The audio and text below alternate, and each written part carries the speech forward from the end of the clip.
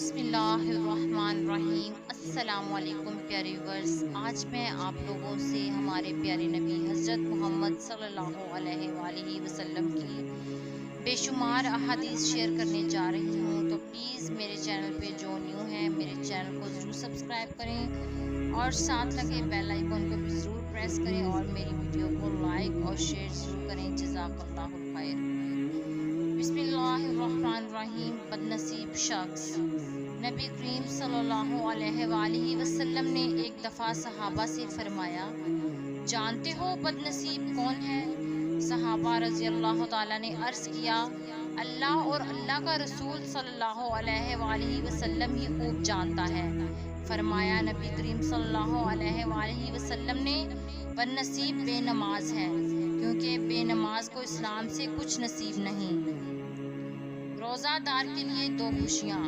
رسول اکرم صلی اللہ علیہ وآلہ وسلم نے فرمایا، روزہ دار کو دو خوشیاں حاصل ہوتی ہیں، ایک اس وقت جب وہ افطار کرتا ہے تو خوشی محسوس کرتا ہے، اور دوسرے جب وہ اپنے رب سے ملاقات کرے گا تو روزے کا ثواب دے کر خوش ہو جائے گا۔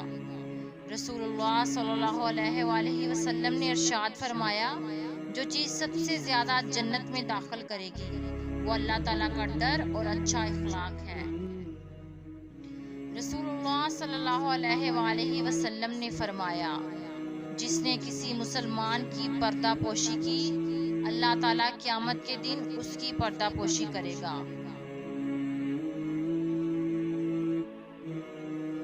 رسول صلی اللہ علیہ وآلہ وسلم نے ارشاد فرمایا، جس شخص پر تنگ دستی مسلط ہو جائے وہ مجھ پر کثرت سے درود پاک پڑھے، اس لیے کہ درود شریف تنگ دستی کو ختم کر کے کثرت رزق اور حاجات کو پورا کرنے کا باعث ہے۔ رسول صلی اللہ علیہ وآلہ وسلم نے فرمایا، نہیں ہوتا مومن تانا دینے والا اور لعنت پکنے والا اور فحش کام کرنے والا اور بیہودہ پکنے والا۔ رسول اللہ صلی اللہ علیہ وآلہ وسلم نے فرمایا، ایک دوسرے سے حسد نہ کرو، نہ خرید و فروخت میں دھوکہ دینے کے لیے بولی بڑھاؤ، نہ ایک دوسرے سے بغض رکھو، نہ ایک دوسرے سے بے رخی برتو، اور نہ تم میں سے کوئی دوسرے کے سودے پر سودا کرے۔ اللہ کے بندو بھائی بھائی بن جاؤ۔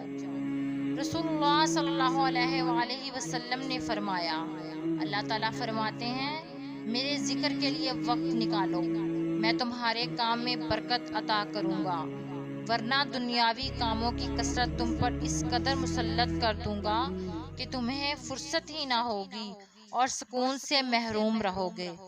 پلیز اگر میری ویڈیوز آپ کو اچھی لگیں تو پلیز اسے لائک اور شیئر ضرور کریں۔ جزاک اللہ الخیر۔